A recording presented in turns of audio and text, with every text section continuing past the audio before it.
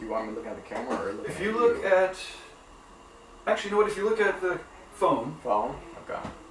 Yeah, look right at the phone. Don't even look at me, because when you're looking at the phone, you're looking into the soul of the viewer. Sweet. And it is looking like we are now live on... Yeah, we're live on the Tattoo Now YouTube channel and the Reinventing the Tattoo community.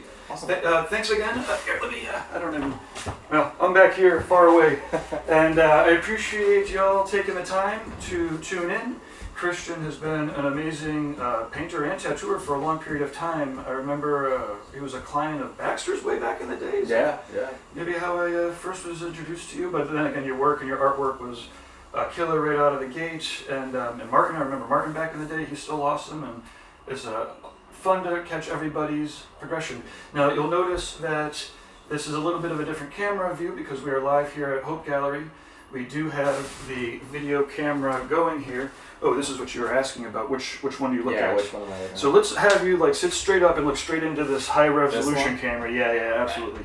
And everybody that's tuning in gets a little bit of behind the scenes action this time. And I have to say, it is well worth bringing down the cameras because obviously all this artwork on the walls is out of control. And battery presuming, after the short little interview, we will check it all out for you here. So if this is working for you, please, this is a great time to let us know in the chat rooms where you're beaming in from, and maybe even tag some of your friends. And let's see, we could start off with some of the simple questions, I suppose. Now, you have a lot of backstory already kind of covered in some pretty cool podcasts. You've been on Chedzar's podcast recently. And that was pretty cool. Yeah, it was Chet's an amazing tattooer, and just to kind of obviously just to catch his eye. Well, he's not a tattooer. Well, he's not. Excuse me. Yes, he's an amazing painter. Yeah, amazing artist. Yeah. When I catch up with Guy, sometimes I'm like artists and tattooers, and he's like tattooers are artists. I'm like, oh wait, no, I know, but I just need to get it all in the right order. But let's catch it. So tell us a little bit about. Being on the Chedzar podcast, and we don't need to recover any stories, but let's point people in that direction so they can check it out. Yeah. Should I check what episode it is? Nah, everybody can go. They should be subscribing to all the Cheds. Yeah. Well, it was an absolute pleasure to be able to have that conversation with someone who was like my art idol. I've looked up to Chet for a long time, so to be able to talk to him was pretty amazing. And the day before, I actually did a podcast with my buddy Javier Eastman. Mm-hmm. He's got a new podcast going on there. It's pretty cool too. So. Yeah, it's great. I think he might be coming up to the BYOB. What's the name of his podcast? Javier Eastman Podcast. Awesome. Yeah, great show. And you did that in English? I know that sometimes he's... Yeah, I did it in English. He does a few Spanish shows too, which is kind of cool. Yeah, for sure. Cool. So now, obviously, your paintings are, out of control. You must spend insane amounts of time on them.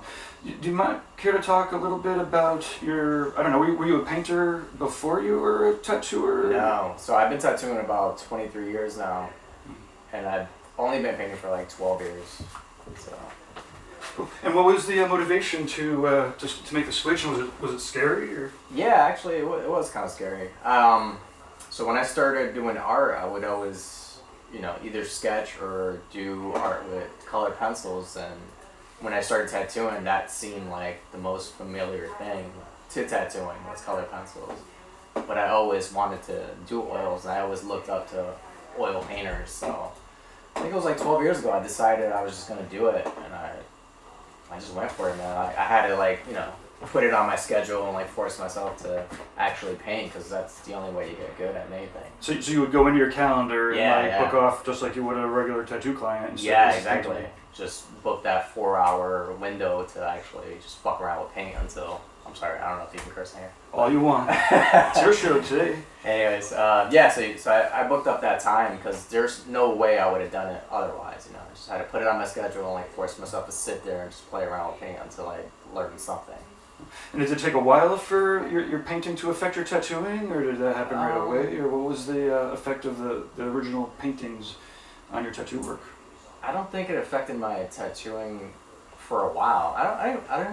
I'm not sure how much it affects my tattooing now because they're completely two different things, the mindset of what I'm doing with painting is completely different than, because you gotta consider longevity and stuff like that. So Do you care to talk about, I mean, obviously the mediums of a person and the mediums of canvas are, inherently just different in that way.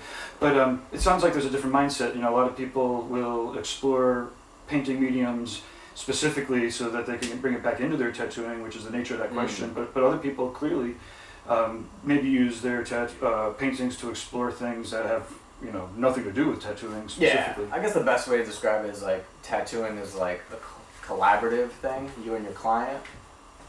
As in, painting is just me and whatever I want to create at the moment. So I can actually feel like it's something that I own. At the end of the day, a client owns that tattoo. I don't. I might get to see it every once in a while, but it's not really mine. So I guess that's the main difference for me. And I've had a lot of people ask me to tattoo my paintings on them, but it's not my motivation for painting, so like it doesn't feel right, I guess. Uh-huh. Did you do the tattoos? I've done a couple. Actually, I've seen more people tattoo my paintings than I've tattooed my paintings, so that's interesting. How do you feel about that? So obviously it's, how do you feel about that, people tattooing your paintings? It's kind of cool. I mean, it's a little weird at first, but I've seen so many of them that it's like, it's cool that like my artwork is out there living, My hope is, and it seems like it is, that the tattooers can do it justice. There's been some good ones. There's been some really bad ones, but like I've been impressed with a bunch of them. So yeah, it's kind of cool. Awesome. So what are some of your challenges now? Let's talk about some challenges with painting, I suppose specifically, because you are going to be teaching a painting class at BYOB. What are some of the challenges that you're facing now, and maybe we'll follow that up with some of the challenges that you faced earlier in your painting experience. Okay, well, painting there's so many levels to it. I feel like, when I was first learning how to paint, I was just learning how to work with the medium itself, the supplies, the brushes, all that kind of stuff. But now it's like I'm trying to find what techniques work for me. So when I feel like I've learned a technique, I'm trying to like get away from that and learn another way to come up with the same, It's like the more you get into it, then the more opportunities, Yeah, kind exactly. of around You the corner. just want to keep learning. So, I paint a lot of skulls, and there's a lot of ways to paint a skull, and that's what I actually like about it. It's like I can take this one thing and like figure out a million ways to paint it, approaching the same thing, different styles. There's, you can go thicker or thinner with paints. You can combine the two. So it's like infinite. Awesome. And now, when you're obviously each of your skull paintings is unique. Mm-hmm. Do you, I guess I'm wondering about the inspiration behind some of them, or are you just like galaxy skull, or are you like really cosmic in there and thinking about how a human being's place inside of the universe in a finite scale of time? Well, I think a skull itself kind of brings up a lot of questions. It's like, is this thing that held dreams and thoughts and like whole life experience in this like shell? So like that in itself is pretty amazing, and like just thinking about death and art and nature's art. It's what's left behind is a skull, So it's like you can apply that to a lot of things. Absolutely. I think it's beautiful. And tattooing also, not to push this in a super serious direction, but there's a lot of recovery of death and grief memorial tattoos.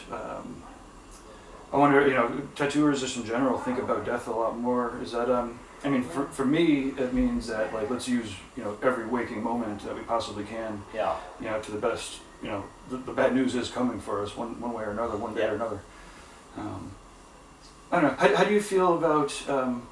I guess the question might be, do you have anything to talk about the importance of like memorial tattoo or death inside of the tattoo world? Or I'm going to edit this question so it doesn't come out so hacked, and we can move on too for sure. I'm the type of person that always thinks about that. Like it's always in the back of my mind, or like it kind of like it does affect what decisions I make throughout the day. So I'm always thinking about it. And as far as that goes with tattooing, it's nice, It's cool that we can put things on our body that remind us people or things we love, you know. So I think it's really cool that we have that option.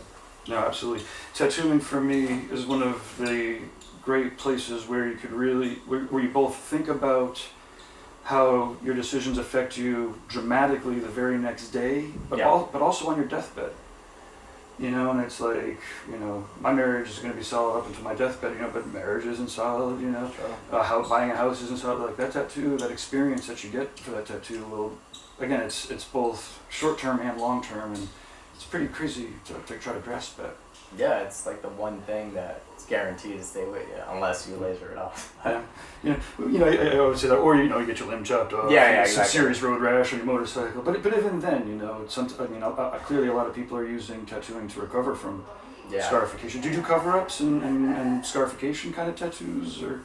I do a lot of cover-ups, and actually yesterday I worked on a client that has pretty deep scars that she's trying to get rid of, so it's nice to help her out with that. And another thing, when it comes to death, like having, you know, my clients pass away and considering that whole thing, like knowing that tattoo is no longer around and that person is no longer around the whole experience. It's such a weird thing to think about, but. It's pretty intense. I mean, it's one of the beauties of the tattoo world is there's all these things. Same thing with love, right? You know, relationships. It's a very jacked up, intense version of life. So we do have a couple of comments in the chat room. Javier Eastman podcast says, "Cheers, guys, much love." Eduardo is giving some claps. Awesome. James Barkley says hi, and so let's do. We got another. You know what? Let me hit my script because I actually have a whole mess of questions here. Awesome. Oh, we talked a little bit about Nick Baxter earlier. Yep. Do you care to talk a little bit about your tattoo collection? Sure. And maybe some advice that you've learned from collecting tattoos? Well, honestly, like Nick inspired me a lot, especially when I was first starting out, or like started taking tattooing seriously. He was a guy, you know, he's local. He was a guy who was really like pushing what he was doing, and that was very inspirational for me at the moment. So I started getting tattooed by him just to, you know, pick his brain, see the process, see how he sets up, like just trying to gather as much information as possible. And I feel like any, you know, inspiring tattooer or beginner tattooer should do that. It's find someone who they really admire and just be there and like learn as much as you can. Even if you don't ask questions, just look around and see the process. That, you know, that influenced me a lot. And you know, for a few years, I try to emulate that as much as possible. And I guess I kind of still do, you know, like he's a very inspirational dude, and he kind of was the motivation for me painting as well. So, I'm thankful for having met him. Yeah. It's amazing to watch the influence, you know, of great, positive, hardworking, talented people like Nick, and you know, the same thing with Guy, and you know, a lot of the people there. Well, and thank you because you do the same thing with others. You know, people watch these videos and. They listen to Chet's podcast and they get tuned into you, and obviously as a tattooer you're changing their lives, of your clients and whatnot. I think the most important thing I actually learned from these people was like the dedication they had, what it actually takes to do these things, you know, because you see it from a distance and you don't understand what it takes to get to either a final painting or a really awesome tattoo, but to actually see it, you know, firsthand, you realize, oh shit, like this is like a lot of work. Wow. You actually have to force yourself to do these things and learn these things, and it's every day, and that really like helped me in my path, I guess. Yeah, you know, they say, you know, often it's pretty cliche, you know, it's about the process, not the destination. Yeah. But you can see, like, when people like Nick or, you know, others create these amazing effects that attract people, you can tell, sometimes it takes 6 months to 5 years or whatever, you know, but you can eventually suss out who's there for the effect and who's there for the love of the things that make the effect. True. I mean, I imagine it's like that with painting, right? It's like, it's what a crazy medium to try to push around and to make look as awesome as you guys make it look. Yeah, it's because at some point you can stop. It looks fine, but it takes a certain kind of person to keep going. Like, let's put another layer on or a couple more layers. Like, when do you decide it's enough? And that's like a personal choice, I guess. Yeah. What's the special forces?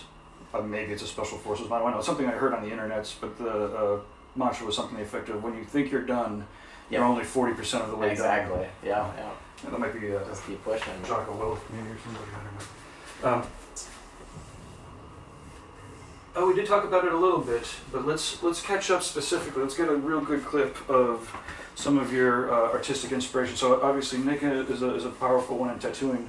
Yep. Let's catch up. So then you got into painting, and you obviously have some amazing mentors. You know, it's not to take away from. Obviously, it's all the hard work and your talent that makes it what it is. Yeah.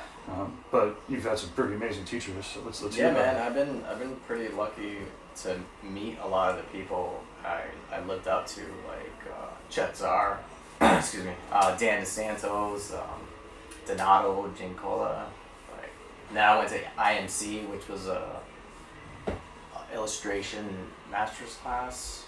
I did that a few years and got my mind blown of the possibilities of what you can do with paint.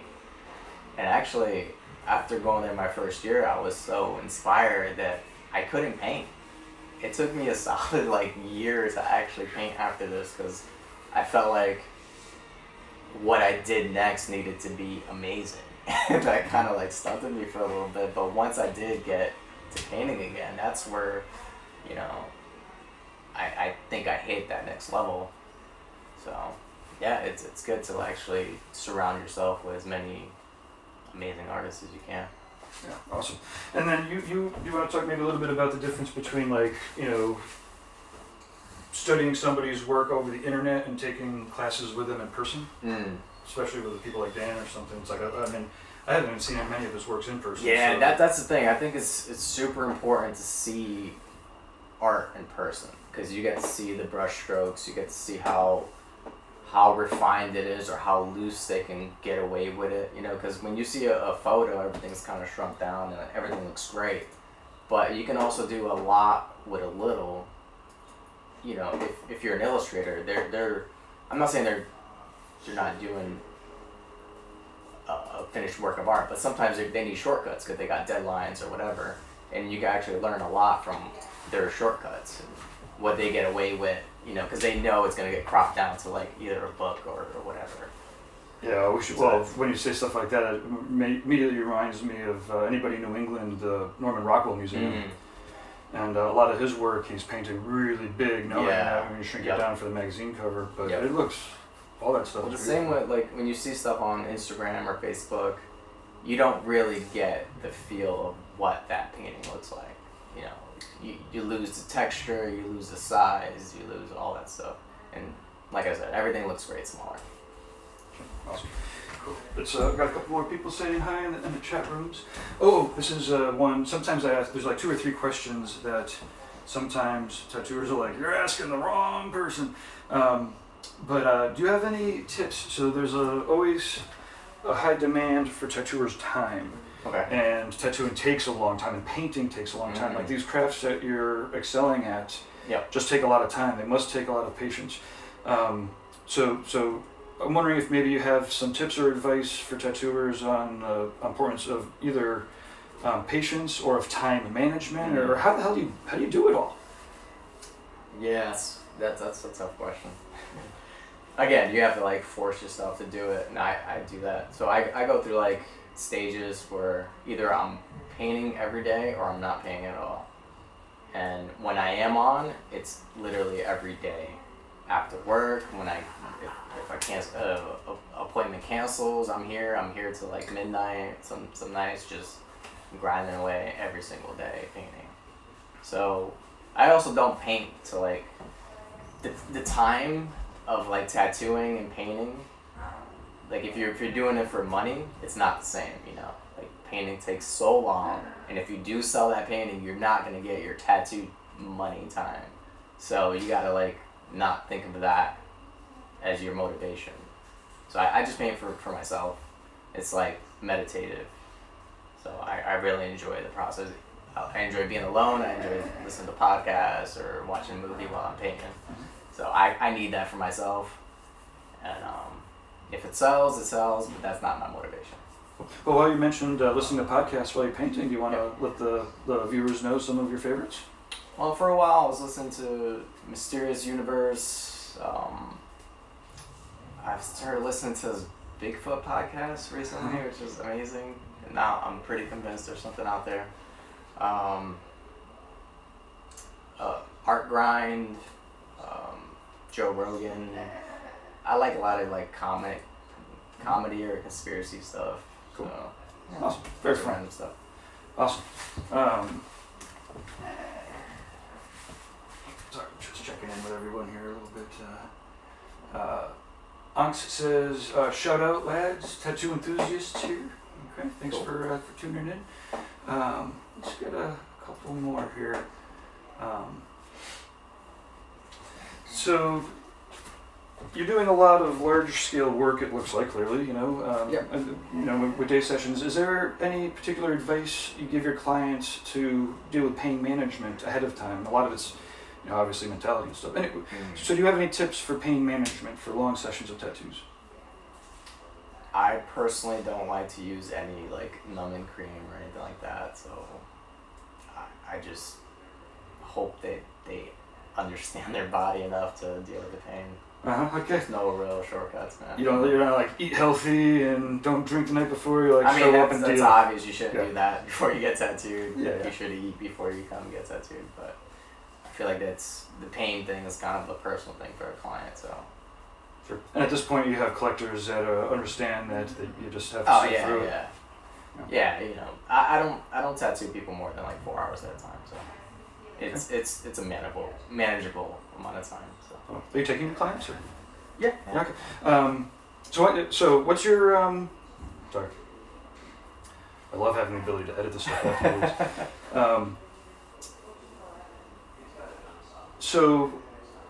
Sorry. Okay, so you.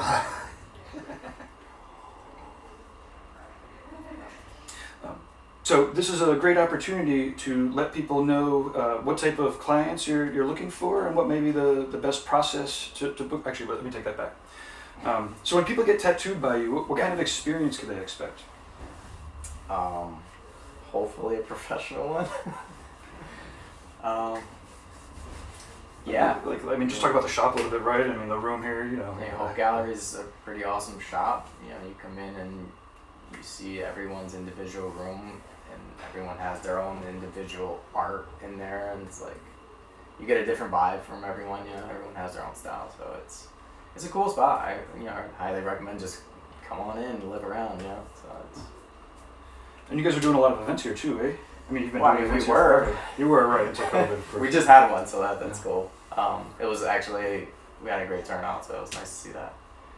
But yeah, we were doing stuff like every 2 months for many years. Well, hopefully we can get that going again. Start it up again. Yeah. Cool. We'll see. Yeah. What do we got here? Ooh.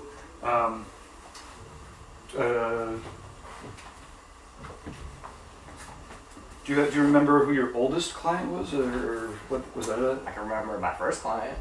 Yeah, okay, let's hear. So let's hear about your very first professional tattoo client, or your very first client. That's a different question. There's a difference between professional and not professional. Well, let's hear the first. Let's hear the very first tattoo you did. So I started tattooing out of my house, which I don't recommend anyone do, but that was my path into tattooing.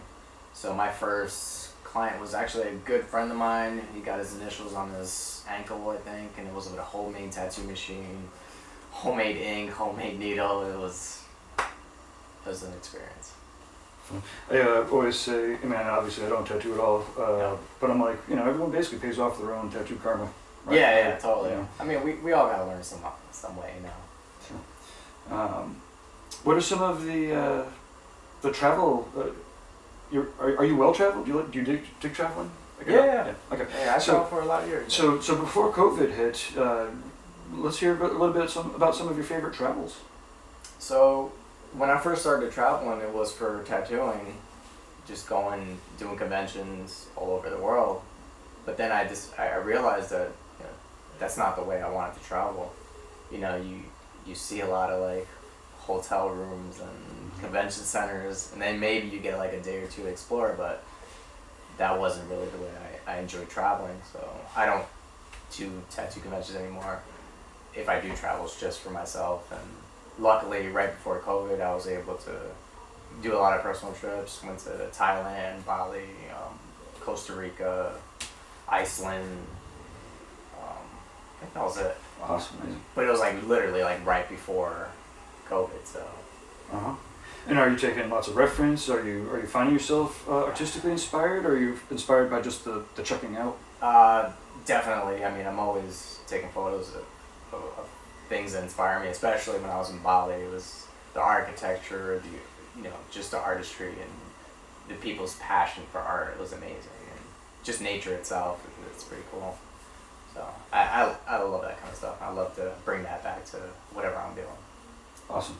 Okay, let's shift gears and talk a little bit about the seminar that we have coming up. Yeah. And generally the way, I mean, obviously we're just here on a little stream and on a little video. Usually for me, I'm like the roadmap, right? Or we'll talk about the roadmap for free, talk about a little bit how to get there, but then obviously some of the deeper stuff. The whole goal is to have people show up, or in person or virtually. Yeah. We're doing this one virtually. Yeah. I think you said you're gonna set that up. Perfect. It is. Right. So it's exciting that Have you taught it before? So I've done, I think, 3 seminars before. Awesome. So do you care to talk about your seminar and what people could expect at your next one? Yeah, so totally. So the idea is to get, people started on a very small scale painting, and I will, bring the reference that we're going to use, and we'll start from the ground up. I'll teach everyone how I transfer the image onto the canvas. We'll talk about palettes and colors and maybe the way I light my reference and all that stuff. And we'll start painting. Hopefully we can get as much painting done as possible, and I also have a booklet where you can see where you can take it to be the final painting. Awesome. Let's see, we got a comment in here, tattoos by SJ. I know a lot of paintings can inspire a tattoo design. Did you ever find yourself inspired to paint something for yourself that a client wanted as a tattoo? Not yet. Not yet. Awesome. Patty Ramirez says hello from Chile. And then Arm Supranant says hello from somebody in an Asian country. Awesome. Cool. People from all over the world, huh? So if people want to get tattooed by you, Yep. What is the process that they should take? So just go to the website, hopegallerytattoo.com, reach out with an email, or just call the shop and talk to Tiffany. She's our manager. She'll take care of you. And it's pretty simple. Awesome. Sorry, well, let's go. I want to actually plop that at the end. Sure. Following up with some of the travel experiences, do you have any just simple tips or advice on how to travel easier, either with your tattooing or just in general? It sounds like you also have, just regular travel experience. I would say just come up with a plan ahead of time. Figure out a few landmarks you want to see and try to make that happen, and leave space to explore a little bit and find things that you didn't plan for. Cool. Are you doing any art projects? Or what kind of art projects? What do you have coming up?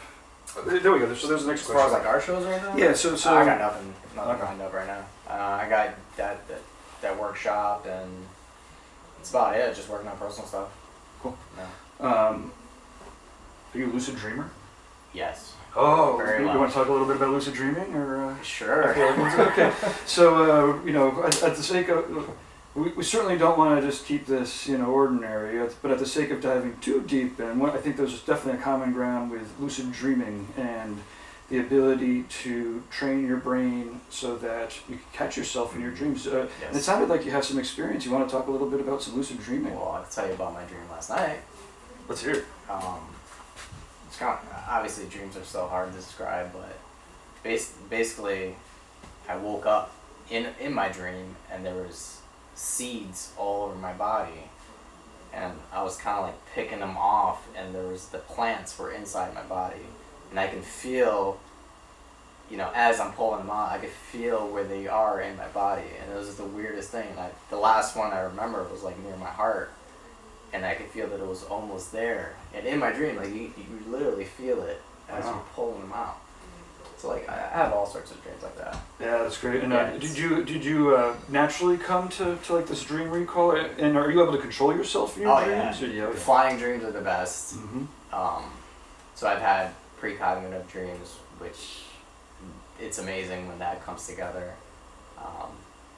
For people who don't know, it's like you have a dream and somewhere in your waking life you actually have that experience. Sure. It's been all my life. And then there's two explanations for that, right? One is that your subconscious is aware of enough of the details and energies that are kind of out there to be in tune with it, so that it's an internal brain recognition of what might be coming. Yeah. Or are people tapping into future. I like the idea that like time is not linear.